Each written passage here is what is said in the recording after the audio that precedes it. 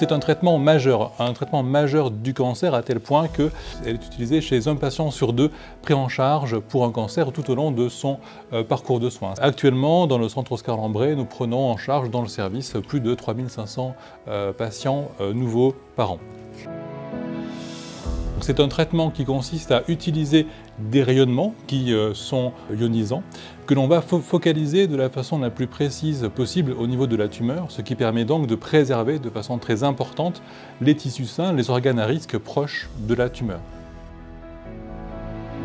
Nous avons un des plateaux techniques les plus complets de France, voire d'Europe, ce qui en fait bien sûr un service tout à fait reconnu pour son expertise et sa qualité. Nous avons été en France l'un des premiers centres à mettre en œuvre des techniques dites de stéréotexie, qui consistent à utiliser des faisceaux de très petite taille et qui permettent donc de traiter des cancers du poumon, du foie ou plus récemment des cancers de la prostate. La première étape est bien sûr la consultation. L'indication de radiothérapie aura été posée au préalable en réunion de concertation pluridisciplinaire et ensuite nous rencontrons le patient. Lors de la consultation, nous lui expliquons d'abord sa maladie, le traitement qu'on lui propose, le déroulement du traitement qui va débuter et puis les éventuels effets secondaires aigus à court terme ou tardifs sur le plus long terme. La curéthérapie est un traitement là qui est assez différent, qui consiste à aller implanter dans la tumeur ou au contact de la tumeur du matériel qui est temporaire, que l'on implante de façon temporaire et qui va contenir du matériel radioactif. Ce matériel va donc pouvoir irradier au plus près de la tumeur et préserver là encore de façon très importante les tissus sains qui sont au contact de la tumeur.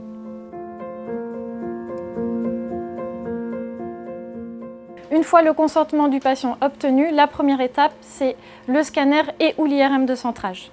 En fonction des besoins du médecin, le médecin va prescrire soit un scanner seul, soit un scanner et une IRM, en fonction de ce qu'il a besoin de voir et en fonction des tissus qu'il souhaite traiter. Il est vrai que les patients nous demandent parfois pour quelles raisons refaire un scanner, refaire une IRM, alors que ce sont des examens qui ont pu être faits dans le bilan. Il est très important de refaire ici dans le service ces examens dans la position de traitement. Il est très important que le patient reste immobile tout au long de la séance pour assurer la reproductibilité du traitement et qu'on soit bien précis. On peut être amené à administrer un produit de contraste avant cet examen de planification, que ce soit le scanner ou l'IRM, qui nous permettra de définir le plus précisément possible la cible que l'on va traiter. C'est le radiothérapeute, donc le médecin, qui va établir une prescription, ce qui contient la dose totale et le nombre de séances, c'est-à-dire quel est l'étalement qu'il souhaite pour tout le traitement. Cette demande arrive en dosimétrie, où nous sommes, avec le repérage anatomique du patient. Sur ce repérage anatomique, il y a tout l'ensemble des régions d'intérêt, donc à la fois les cibles et les zones qu'on cherche à protéger. Le travail qui est fait ici, c'est l'analyse de la prescription et de l'optimisation inverse.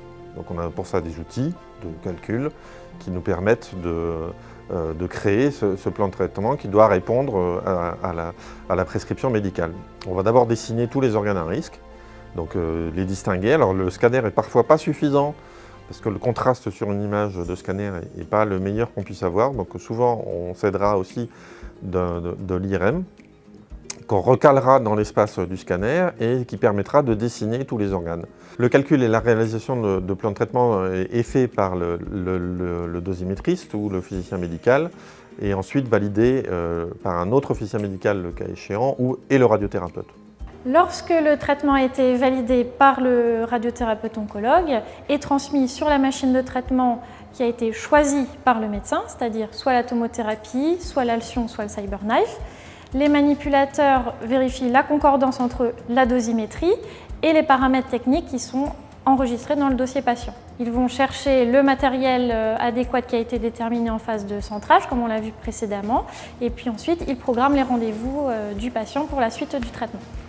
Lors de la première séance, il est accompagné en salle d'attente. Les manipulateurs l'appellent en salle d'attente pour venir se préparer en cabine.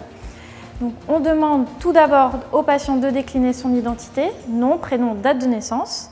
Et ensuite, il y a un moment d'échange entre le manipulateur et le patient pour que le patient puisse signaler toute difficulté rencontrée potentielle. Les manipulateurs en radiothérapie interviennent tout au long du parcours patient, c'est-à-dire à partir de la phase de préparation, et puis on accompagne le patient jusqu'à la dernière séance de traitement. Le patient donc, se change en cabine de façon adaptée. Une blouse peut lui être remise puisqu'il va falloir dénuder la zone à traiter. Ensuite, il va être accompagné par 2 manipulateurs en salle de traitement. Ces manipulateurs vont le repositionner comme cela avait été déterminé en phase initiale de centrage et le patient va rester seul pendant sa séance de traitement. Les manipulateurs sont à l'extérieur de la salle, ce qui contrôle le bon déroulement de la séance donc, au pupitre de commande et via les caméras de vidéosurveillance. Une séance peut durer entre 5 minutes et 1 heure en fonction des machines de traitement. Une fois le traitement terminé, le patient peut repartir. Il sera vu en consultation 1 fois par semaine par le radiothérapeute oncologue.